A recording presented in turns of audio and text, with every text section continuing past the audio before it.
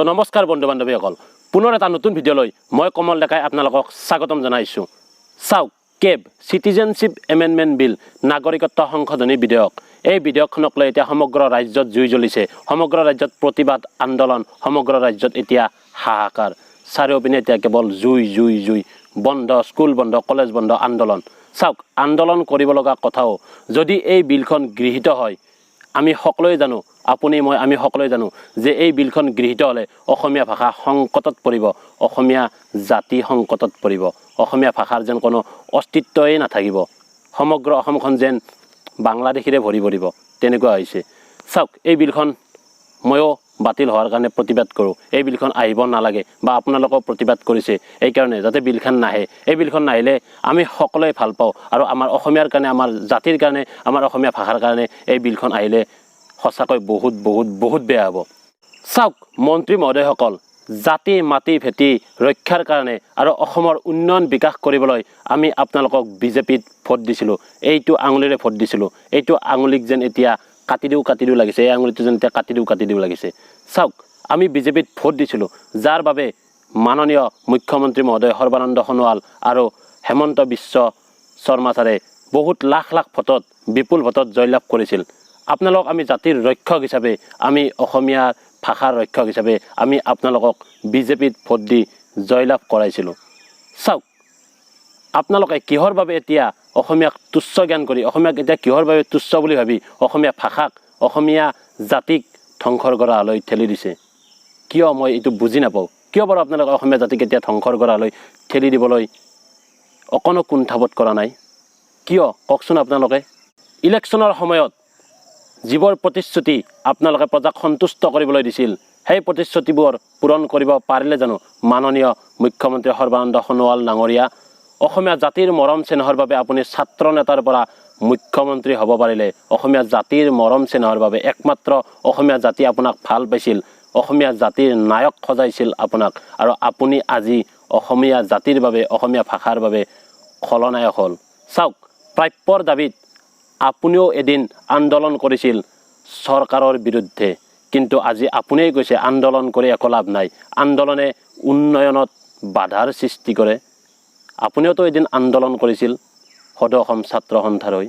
এতিয়া আপোনাৰ সেইবোৰ ক'ত গ'ল? এতিয়া আপোনাৰ সেইবোৰ, আপোনালোক যেতিয়া ক্ষমতালৈ অহা নাছিল তেতিয়া প্ৰতিখন প্ৰাক নিৰ্বাচনী সভাত আপোনালোকে টেটু ফালি ফালি চিঞৰিছিল অবৈধ বাংলাদেশী খেদিব বুলি অসমৰ পৰা, কিন্তু আজি অবৈধ বাংলাদেশীক ৰক্ষণাবেক্ষণ দিবলৈ, ইয়াৰ নেতৃত্ব দিবলৈ আপোনালোকে জানো আগবাঢ়ি অহা নাই?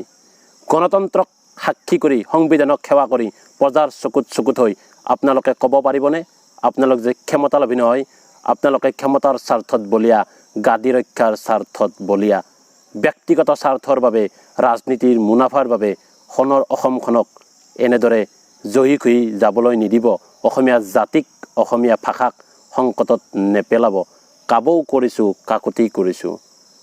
860জন বীৰ শ্বহীদৰ কথা এবাৰ মনত কৰক ছাৰ, সঁচাকৈ এবাৰ মনত কৰক।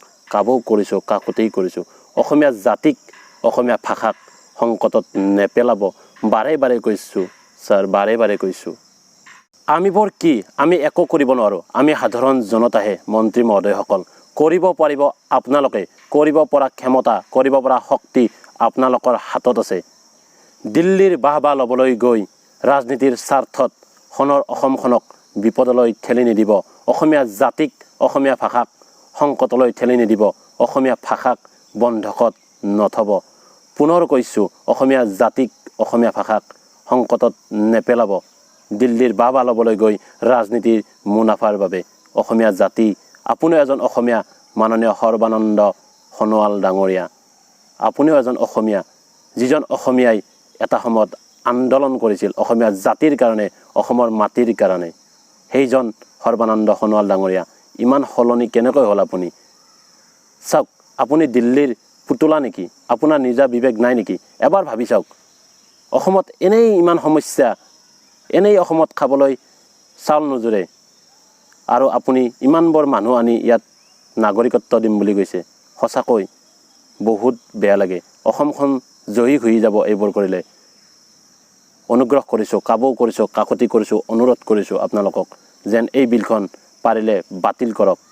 সঁচাকৈ বাতিল কৰক শেষত সাধাৰণ জনতা হিচাপে আপোনালোকলৈ মোৰ কাতৰ অনুৰোধ অসমৰ জাতীয় ভাষা যেন সদায় অসমীয়া হৈ থাকে আৰু মোৰ আপোনাৰ দেশ এই সংগীতটো যেন সদায় আমাৰ জাতীয় সংগীত হৈ থাকে আৰু ইতিহাসৰ পাতত যেন কেতিয়াও লিখা নাযায় যে অসমীয়া বুলি এটা জাতি আছিল এইটো দিন দেখিব লাগিলে সঁচাই বহুত বেয়া লাগিব অসমৰ জাতীয় ভাষা যেন সদায় অসমীয়া হৈ থাকে আৰু মোৰ আপোনাৰ দেশ এই সংগীতটো যেন সদায় জাতীয় সংগীত হৈ থাকে আপোনালোকৰ ওচৰত কাবৌ কৰিছোঁ কাকতি কৰিছোঁ তো আজিলৈ বাই বাই পুনৰ এটা নতুন ভিডিঅ'ত লগ পোৱাৰ প্ৰতিশ্ৰুতিৰে আজিলৈ বাই বাই জয় অসম আমি কেতিয়াও মানি নলওঁ সঁচাকৈ নলওঁ মানি আপোনালোকো নল'ব